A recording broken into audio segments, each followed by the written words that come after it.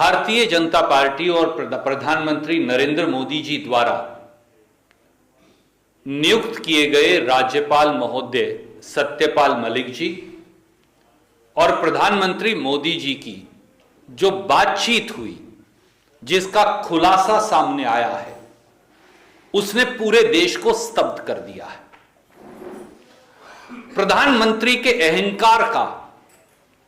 प्रधानमंत्री की किसान विरोधी मानसिकता का, प्रधानमंत्री की किसान और अन्नदाता विरोधी सोच का इससे बड़ा जीता जागता ज्वलंत सबूत कोई नहीं हो सकता। मोदी जी को अब सामने आकर बताना चाहिए कि क्या उन्होंने गवर्नर सत्यपाल मलिक जी को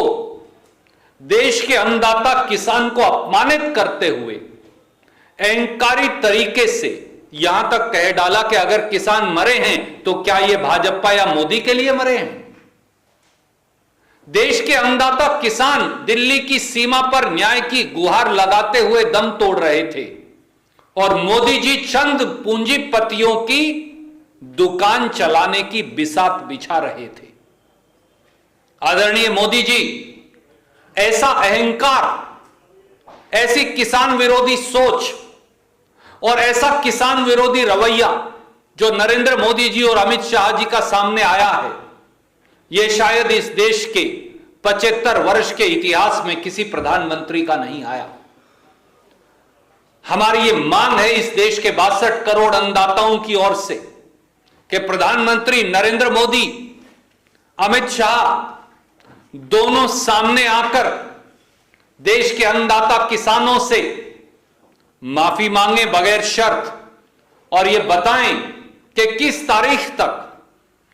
जो हमारे 700 किसान शहीद हुए उनके परिवारजनों को मुआवजा, परिवारजनों को एक सरकारी नौकरी, जो झूठे मुकदमे उत्तर प्रदेश से हरियाणा तक दर्ज हुए हैं उनकी वापसी, और एमएसपी की कमेटी का जो वादा किया था जिसका गठन भी नहीं हुआ, वो एमएसपी की कमेटी का गठन कब तक होकर कितने दिनों में वो रिपोर्ट सामने आएगी ताकि किसान को न्यूनतम समर्थन मूल्य का एक गारंटी शुदा आर्किटेक्चर मिल सके।